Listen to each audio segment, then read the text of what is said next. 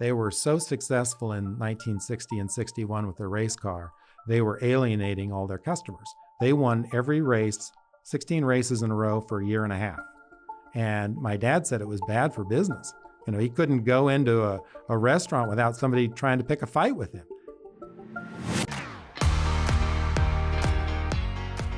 From Grindstone, this is Nebraska Made, a narrative journey through the lives of Nebraska's most inspiring business leaders. We unpack the intimate details of how our guests navigated obstacles and built their companies in pursuit of the good life. I'm JT Martin, and today we hear from Clay Smith, the owner of the high-performance auto part manufacturer and retailer, Speedway Motors.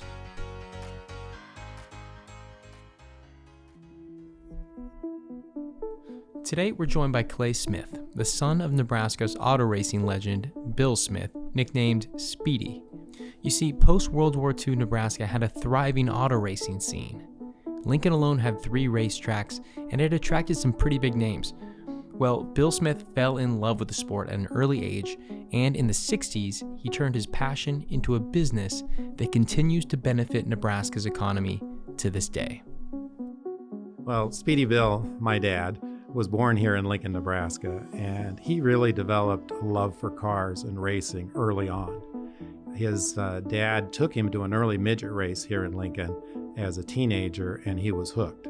And he was hooked on cars early because he would buy Model Ts and fix them and turn around and sell them.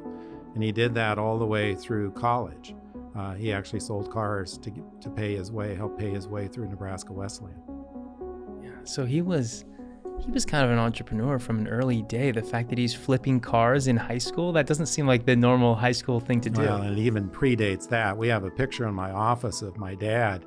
He is 14 years old. He's sitting in his Model T that on the side says Bill's Hauling. And so he'd go pick up your junk and take it wherever you wanted him to take it. So he had this hauling service, and I think it was before he had a driver's license. So back then, I think you could get away with a little bit more than you might be able today as a youth. And my mother actually had an interesting background as well because she was from the western part of the state. They were original homesteaders in 1911 through 1912 in Stapleton, Nebraska. And if you think about the hardships that they had to endure, everything that we do seems easy by comparison. My mom's older brother went off to the war, and her dad ran the hide and fur store in North Platte. Well, she'd call him Daddy. Daddy would take her hunting because she was the oldest and there was just the 2 girls left.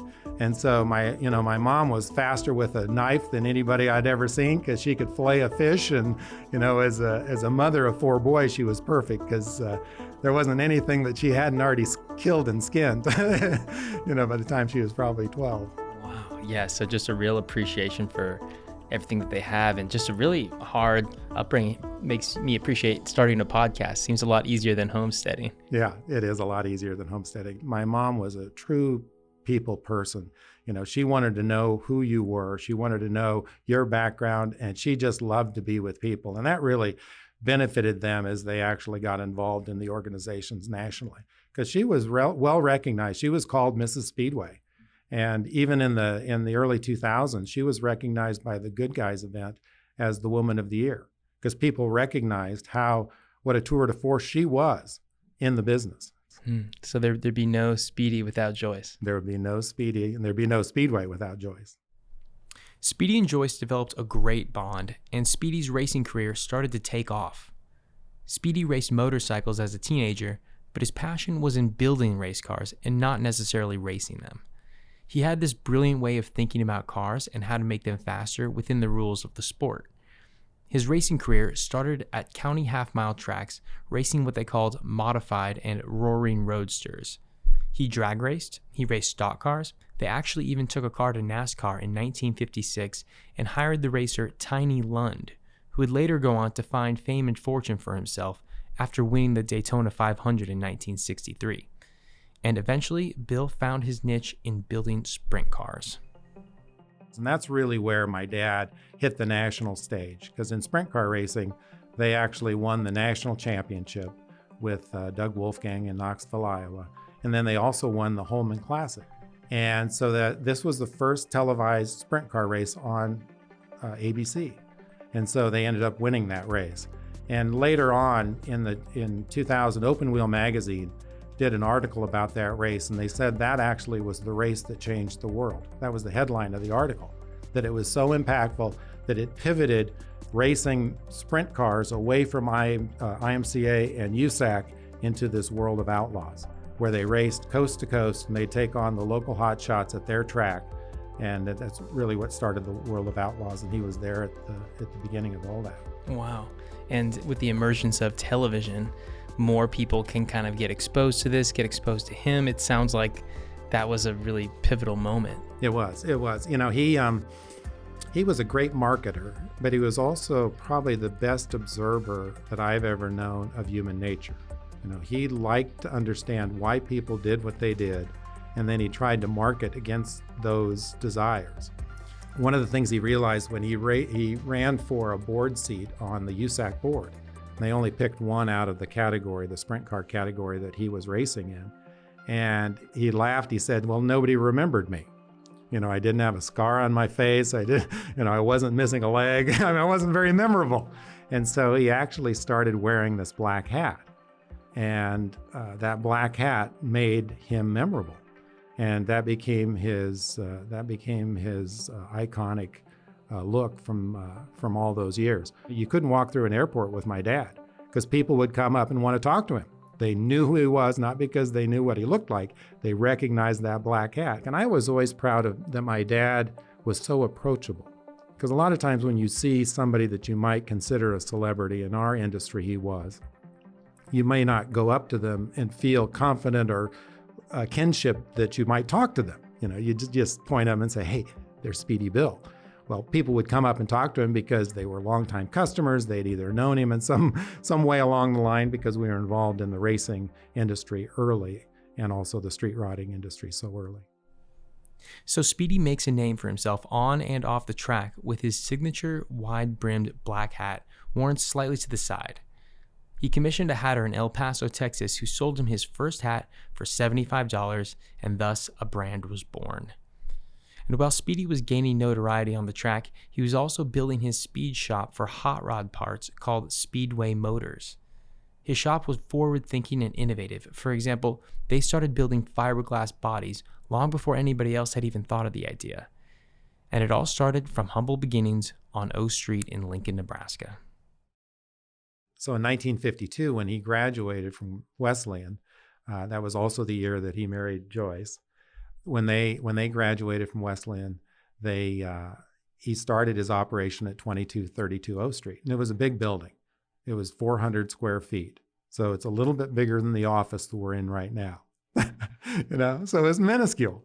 But it also allowed him to get started. When they did start that first shop, my mom loaned my dad $300 to get started. We always kidded my mom that, Bill thinks he's in charge, but she really owns everything. So when you really think about it, I mean, how humble can you be for your beginnings to start your business with $300? Yeah. I mean, that just goes to show that, Joyce was She was the bread earner in the early days because she had a great job with the State Fair Board, and she was very proud of working for the state and for the State Fair. And so they lived on her income, and anything my dad made racing or in the business just got plowed right back into the business. Speedy and Joyce worked tirelessly to grow their business. Joyce ran all of the accounting and payroll. Speedy had a knack for the product and the marketing. And their big break came in the 1960s when Speedway Motors introduced their now famous fiberglass T-bucket kit. That's when the fiberglass trend exploded, and Speedway Motors shipped at least one T-bucket kit every week for 20 years. And to help fill all those shipments were their four sons, Carson, Craig, Clay, and Jason. And we were the urban farm family. I mean, we didn't go out and work the fields in the morning, but after school every night, we got on our bicycle and rode to work. And we worked almost every day, unless there was some kind of sport activity going on. But and you enjoyed that? We did. I mean, it was what we knew. Great. Wow. the way that your family kind of have come together after all these years, it sounds like a really cool relationship. Yeah, I think my dad and mom, they violated most child labor laws. but it was okay because, it was the family business and you were working there. But I can remember with my brothers, we would collate catalogs. And so, we were well less than 10 years old. They'd lay all the papers around the dining room table and we would march around and you'd pull each one together and at the end you'd staple it. You had a catalog. Well, we just did that time and time again. And so I know my brothers and I have really good hand-eye coordination and dexterity because we collated a lot of catalogs, as 8-year-olds. Yeah. And so you guys had a very sort of tight-knit family then growing up, and it seems like you really stuck together. Did you know that you always wanted to stay in the family business? Was that just always expected? It never was expected, and I didn't think I did. I was on a swimming scholarship at University of Nebraska. And so I swam my first year, and I was the first team to swim in Devaney. And after my first year, I just felt like I was missing something. So I actually dropped out of school. And when you think about it, I had no pushback from my parents. I think they had enough respect that I was going to be on a good path. I actually went to Europe with some friends, grew my brain, thought about what I wanted, came back and applied to engineering schools, and I was fortunate to get into good engineering schools, one of which was Stanford, and then transferred and finished up there, both undergrad and grad school. So it was never, I don't think it was ever expected that I stay, but I think knowing where you're from, it makes it really fun and easy to come home. Wow, that's a risk that some people might not be comfortable with, going to Europe and taking some time off of school, but it sounds like that really paid off for you. And for me, I had realized after my freshman year, I had gotten mono and I still tried to swim through it. It was really a tough year and I just needed a break. And when you're an athlete at a D1 level, you're spending a lot of time. I can remember I lived in a fraternity house. I would be getting up for practice when my roommates were going to bed. It wasn't really a conducive environment to be an athlete. But once you realized I wasn't going to spend 5 to 6 hours a day at my sport, I needed to figure out my next gig and what am I good at, and then spend that 5 to 6 hours getting better. So Clay earns his bachelor degree in economics as well as his master's degree in industrial engineering and in engineering management from Stanford University. He goes on to work in consulting in New York and San Francisco, and then investment banking in San Francisco, buying and selling companies until the day he's finally lured back to Nebraska by his parents with something they knew he had an interest in: real estate. Do you remember Nebraska calling you back? It was I think my parents were strategic about including me in projects because our real estate company, Speedway Properties, was started in 1961, and it was an interesting start because effectively my dad was good at trading cars. Because he learned how to do that to pay his way through college. Well, he would buy buildings like you would buy a used car. He knew the sense of value, and he'd buy buildings that he personally could use. So we'd buy a warehouse. And as soon as we bought the warehouse, he'd put a sign up and it was for lease. And if somebody needed to lease it, we'd move out and somebody else would move in. So we had a half dozen properties when I went off to college. But when I was working in New York, I was making a really good income. And I talked to my dad and we collectively decided that we wanted to invest in real estate together because I always had an interest in the real estate. And so we started doing that in the early 80s. And so that was really one of the things that we were doing that already together. I was doing it at a distance. I was helpful in the process. And that part of the business really was what drew me back. It was always a way that we could take our success of Speedway and our resources of Speedway and plow them back into the local community. So we could buy buildings in the Haymarket when nobody wanted them and fix them and turn them from a warehouse into something else. And we took the old LT&T warehouse in their office building and are converting them into mixed-use centers. And so Allo is in that building as well as Nelnet. I'm proud of that, particularly because that's where my grandfather spent most of his life, was working in that same building that you now can go get coffee at the mill. So Speedway uses their profits to reinvest back into the Lincoln community. In some of their more recent projects, they've redone the Telegraph District, built Canopy Row in the Haymarket, and they're in the process of building Canopy Park across the street from that will feature 250 more apartments above commercial space. What about being started here in Nebraska do you think really helped contribute to Speedway's success? My dad had multiple chances. Most of his suppliers and a lot of his customers were on the West Coast, particularly California. He had so many offers to move to California, but he always said no. He was comfortable in Lincoln. He loved Lincoln. He thought he could prosper in Lincoln. He was always proud to be a Nebraskan. Often when he would race, on his car, he would have an outline of the state, which sounds kind of weird. But I asked my dad about it one time, and he said, I just wanted to know who just beat him and where we're from. And so there's a lot of pride in being from Nebraska. Our customers tell us that there's something different about us, something special about us as a company. And, when we survey our customers, they tell us that our net promoter scores through the surveys that, we're world class in serving their needs. And we're fully convinced that that's because we care and we're Nebraskanized and we're friendly. And sometimes that just doesn't resonate with other companies in other parts of the country. What would Speedy and Joyce want to say today if they wanted to say something on the podcast? Well, I know my mom would be super proud and tell me. My dad would be proud and not tell me.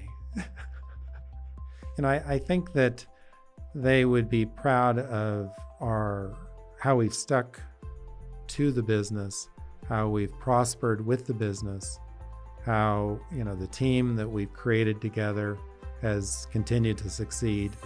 As you said early on, Lincoln, Nebraska isn't the most logical place to put an automotive performance company. So if you can make it here, like they say in New York, if you can make it here, you can make it anywhere. Well, my dad had that same chip on his shoulder, because when he was inducted into the Peterson Lifetime Achievement Award Hall of Fame, he was the first person outside of California to be inducted. And that was probably the proudest moment of his life, that he was recognized that he could do it from Nebraska. Joyce and Bill passed away in 2013 and 2014, and one thing that they are most proud of is their Museum for American Speed, located near where the old Capitol Beach Speedway once stood in Lincoln. The museum was founded in 1992, and it's the #1 thing to do in Lincoln on TripAdvisor. It's dedicated to preserving racing and automotive history, as well as many of Bill's original cars. I'm JT Martin, and this has been a Grindstone production. Grindstone is one of the premier production and marketing firms here in Lincoln, offering everything you need to grow your business in 2021, from video and podcast production to social media management and media buying. You can learn more by visiting grindstoneagency.com. My warehouse team laughs because they say, they think they single-handedly may be saving America's marriages, because they might be getting dad out of the house, out of the kitchen, and he can go work in his kitchen in the garage.